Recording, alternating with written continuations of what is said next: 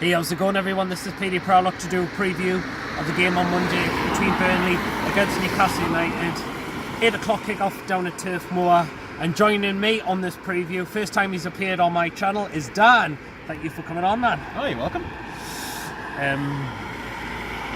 So, Newcastle go into this game with 2 after winning their last 2 games. So, we're taking on Burnley, who have got the same record as us so far this season, but I've got one of the worst defensive records so far this season.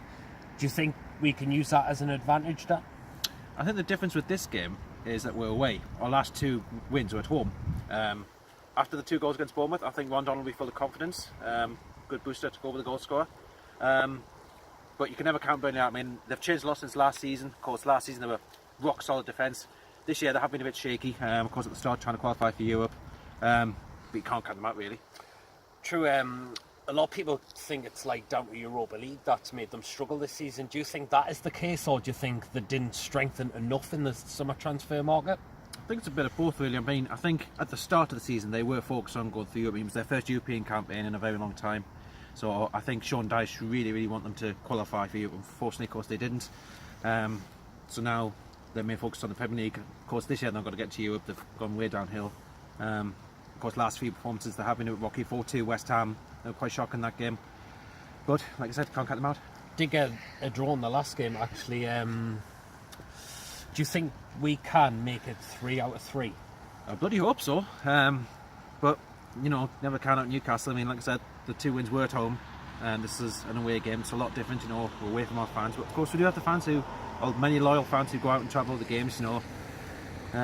Anything can happen, really. Apparently it's a sellout game as well. So we'll go into the predicted lineup for the game.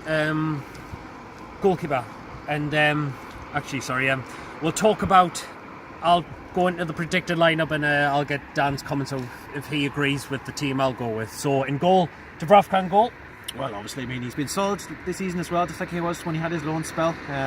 Made some key saves during many games, so I think as far as Newcastle are concerned, we could have conceded a lot more goals this season if it wasn't for his quality.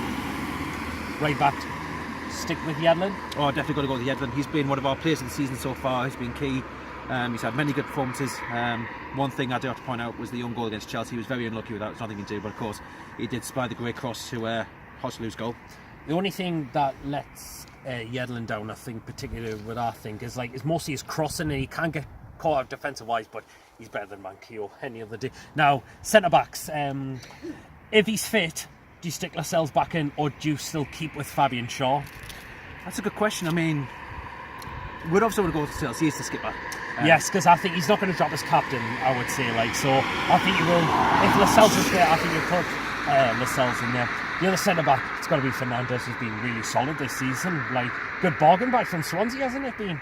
Well, I'm quite surprised at Fernandes as well. I mean, when it was announced we were rumoured to get him, I thought, I'm not sure about this. Because last season he was a bit shaky with Swansea. He did go down with them, scored a few own goals well last season, but no, he's really proved himself this season with Newcastle. I think it's working under Rafa, because he worked with Rafa at Napoli, didn't he? Yes, left back, unfortunately, Dummett's going to be out. So I think I would give Lazar a chance at left back, or are you suggesting Manquillo? Who would you like to see at left back?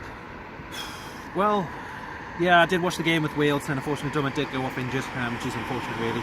I think the first choice probably would be Manquillo, but actually, since we're talking about Fabian Shaw, he may be more of a centre back, but playing as left back as well, you know, he's solid.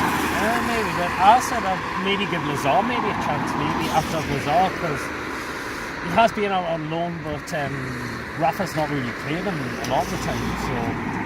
No, I'll give Lazar a chance. I mean, you never know what happens with players if you don't play them, really. Right, to the centre midfielders. Key's been shining pretty well. You've got to keep him in there, do you? Oh, I've got to keep Key in, yeah. I mean, of course, what happened in the Watford game, he came on for Shelby, got injured. Despite that ball for Perez, you know, great thunderous ball as well. He can defend as well, in attack, you know, do set pieces. So, yeah, here's a good one. Key is key. Exactly, now, alongside Key, if he's fit, do you put Shelby back in, or would you keep alongside with Diarmi? I would actually stick Shelby. I've said this numerous times in a lot of my previews, to play Shelby and Key together. What do you think? Shelby or Diarmi? definitely Shelby. I mean, as far as, because along with Lascelles, Shelby is probably our most important player. The one thing I like about Shelby, he can score, assist, cross, defend. He can do everything, Shelby. But yeah, I'm praying he's fit, because with a team like Burnley, I think we're going to need him, definitely. The two wingers, so right midfield, got to stick with Richie, don't we? Yeah, it's going to be Richie. I mean, there's nobody else really who can play. I mean, Atsu's been shite this season so far. Yeah, it's going to be Richie, really. There's nobody else I can think of. Maybe Jacob Murphy as well. He's not been too bad. I do like he was a player with potential, but now stick with Richie at the start. Left midfield, he'll stick with Kennedy, hopefully. Oh, it's got to be Kennedy. I mean, you saw that cross against Bournemouth for Rondon to score. Hopefully he can do the same again on Monday. Number 10 role, right. This is another one I'm a bit torn between. If he's fit, do you stick Muto in there, or do you still stick with Perez? I'll go back with Muto. I mean, he had a slow start with us, but he got the goal against Man United. Since then, Rafa started again. It takes time to adapt in the Premier League when you're new to it. Muto's never played. But I'm drawn towards Muto as well. Like, people have been getting on Perez's back this season. Yes, he did come on off the bench and score against Watford, so maybe if Rafa does go with Muto, he could look to Perez if it is not working at that particular rate. So yeah, I'd stick with Muto, and I know you could ask Ness who's forward. It's obviously going to be Rondon.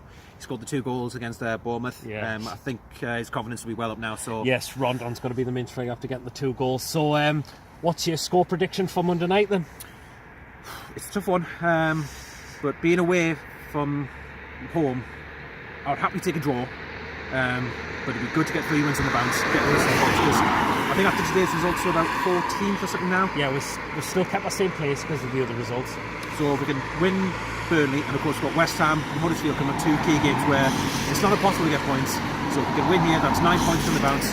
West Ham, maybe make it to 10 or 12, and then Huddersfield as well, 15, that'll be absolutely perfect. And of course with Liverpool and Man United coming around the Christmas period, we're going to need some points. Yes, so are you predicting a win or a draw?